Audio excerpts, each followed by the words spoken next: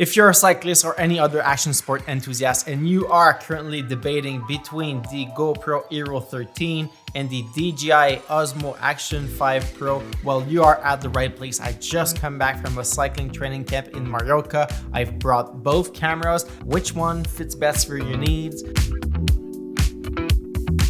What's up guys, my name is Charles. Welcome back to my cycling YouTube channel. And the way I want to do my comparison is take a step back, look at my journey as like a cycling content creator and just nail down what is important for me while on the road using a road bike or a gravel bike. Let's get into the first one that matters the most for me.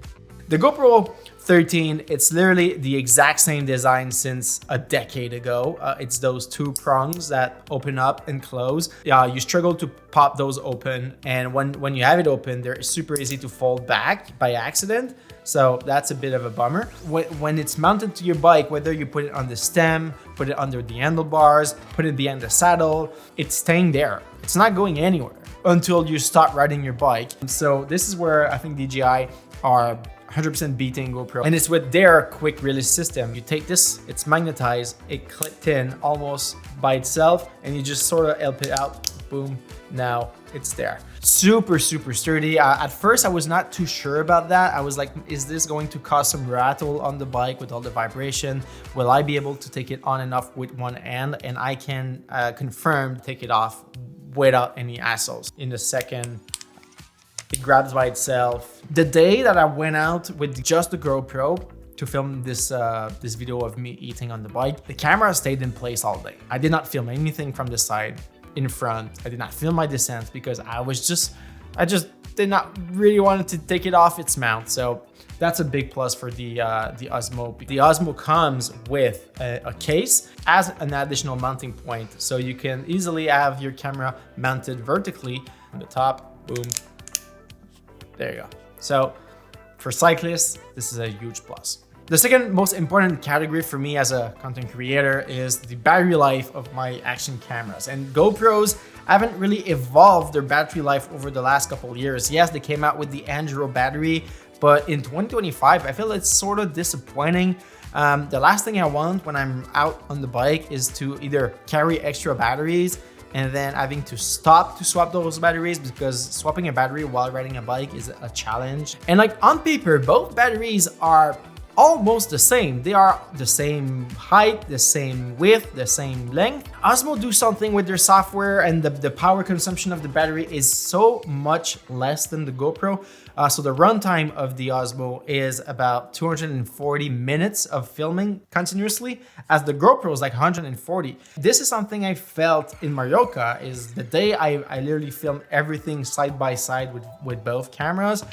The Osmo, at the end of the day, I was still like at the 70%, and the GoPro, I was down to like the 20s. It's literally a 50% more runtime with the Osmo battery than the GoPro. So that's a huge field to consider.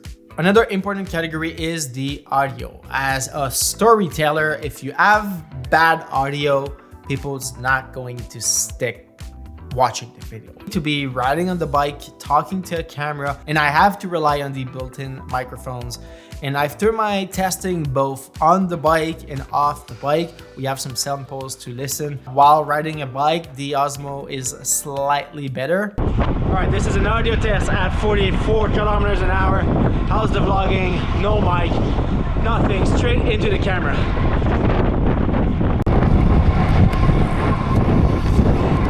All right, this is a test, vlogging, hands to the camera, no microphone, straight into the camera, 44, 45 kilometers an hour, lots of wind. It's not perfect, of course, there's lots of wind because there's no wind muff and anything. It's a built-in microphone, but it's slightly clearer than the GoPro. All right, this is built-in audio test from a arm's length. All right, this is built-in audio test from a arm's length. All right, this is built-in audio from maybe 7 feet of length. All right, this is built-in audio from maybe 7 feet of length. All right, this is built-in audio from quite far away. All right, this is built-in audio from quite quite far away. Also, where DJI has an upper hand is with external microphones. So since they do produce their own microphones, the DJI mics, and you can pair up to 2 wireless microphones directly to the camera in literally seconds. They pair almost automatically.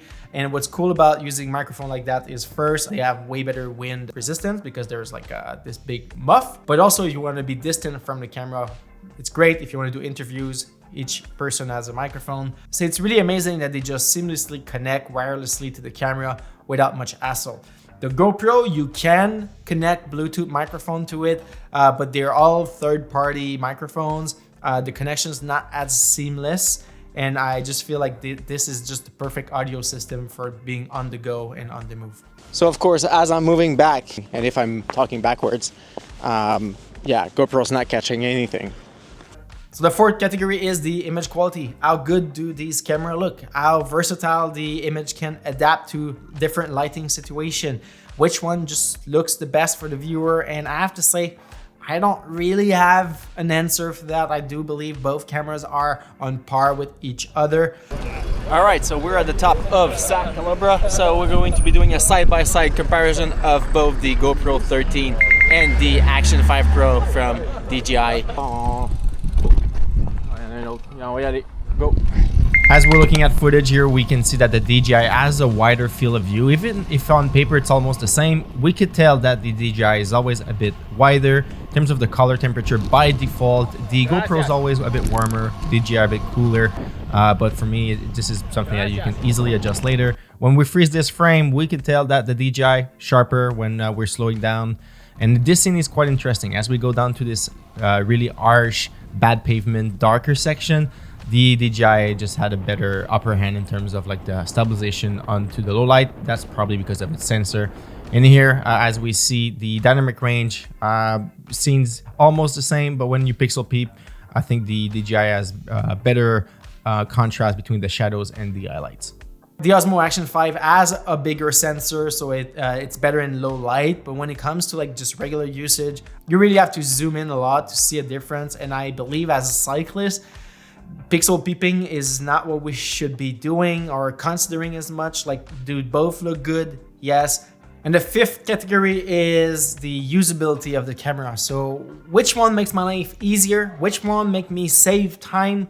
Which one has the easiest workflow? Which one has the best menu, intuitive menu system? It's a clear winner for the Osmo. So let's go with the first one. So just so both cameras do have a quick start button. Look at the difference of the Osmo when it comes to the speed. 3, 2, 1. All right, Osmo's recording. GoPro's now on, and now it's recording. The Osmo is like a solid 5-second quicker to start and close than the GoPro.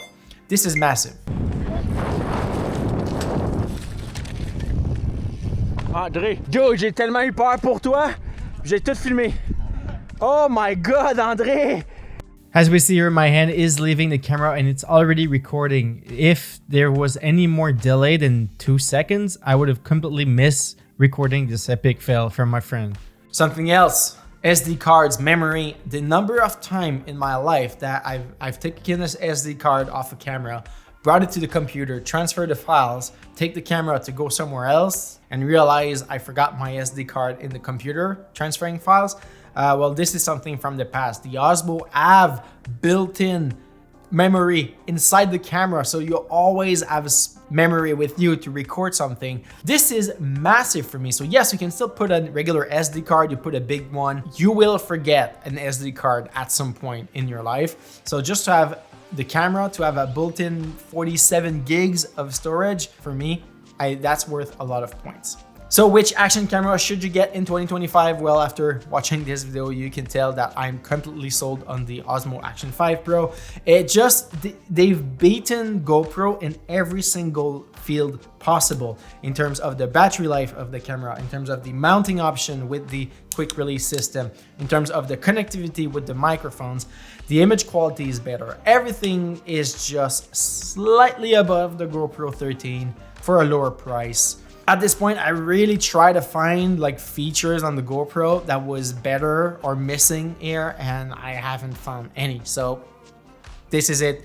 The Osmo Action 5 Pro will be sticking with me in 2025 on my bicycle, on my adventures, filming everything that I do, everything that I share online with everyone. So hey, this is it, guys. If you're interested about the Osmo, there will be a link in the description down below. I hope you guys enjoyed this though. Please don't forget to leave a thumbs up, subscribe if you aren't already. And my name is Charles, and I will see you guys on the road or into the next video.